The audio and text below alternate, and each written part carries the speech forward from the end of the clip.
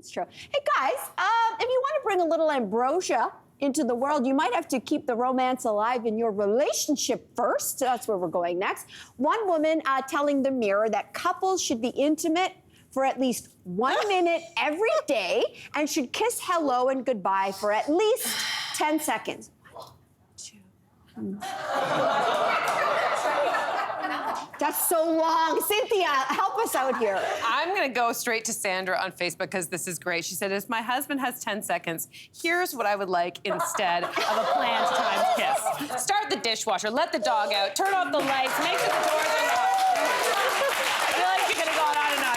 The reward of him doing that would be more than 10 seconds. So that shows a little bit spicy. I don't know. This sounds like a lot of work, right? Like a lot of paying attention. Are you tracking it? It just sounds sort of micromanaging.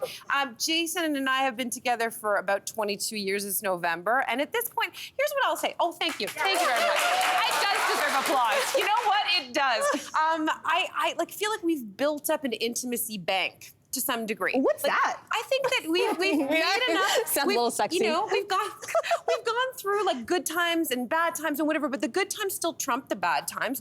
And so like when we have long periods, long stretches where we're not together like we had this summer, I don't feel like there's this I'm not worried about our connection. We might send the occasional thing, but there's no rules around it. And I think if you're in a good, solid, stable relationship, you build up that credit, you build up that thing, so you don't have to like be desperately trying to reconnect. I mean, again, you figure out what works for you, but I'm not gonna be sitting there going like, you have 10 seconds, you need to just sit here and lie down with me for 10 seconds.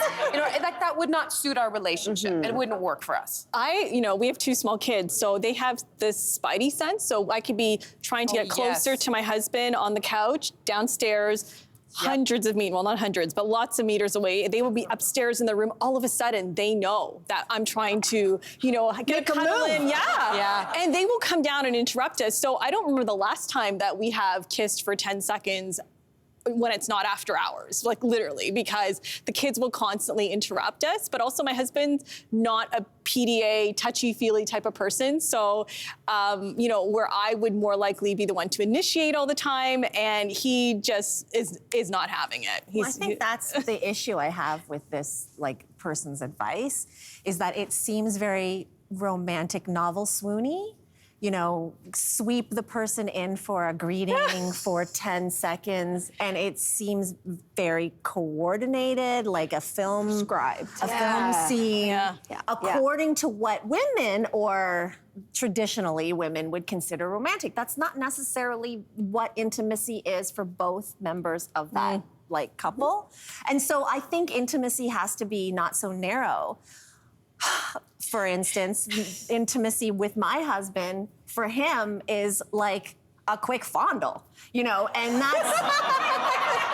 Sorry, but that's, it's not the movie, the camera sweeps in and the wind is blowing. Petals, candles. No, for him it's and do the dogs interrupt? Do they sense it? They do sense it, but it's not a fondle with an intent to follow the fondle to completion.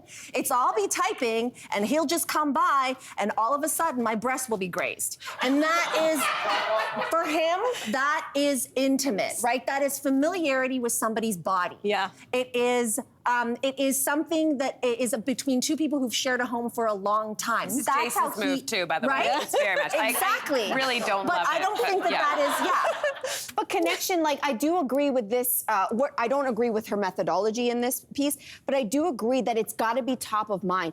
My relationship with Ryan is completely different than before we had Marquesa. And it's very common for couples. So here's why this picture is up.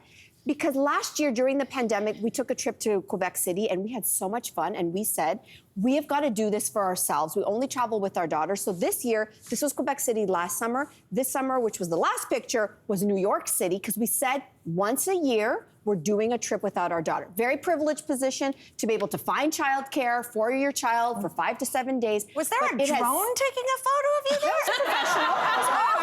was professional. It was professional. Okay. But that was part of the experience, was to have a professional photo shoot, because we were able to reconnect. Now, it might not be a vacation, but to have top of mind, to have a moment to reconnect, whatever that looks like for you, that I think has been crucial in keeping that candle alight. It's real easy to lose yourselves, especially after kids come along. I gotta say, really, too easy. It's a good thing you had a photographer to capture it. No, we did that on purpose. No one would have believed you. Yeah, no, we did that on purpose. It was like another honeymoon. So there you go. So stop teasing me. Hey there, wasn't that great? Do you know where you can find some equally good content? Our YouTube page. It's filled with discussions, debates, and some laughs. Head there now, like and subscribe.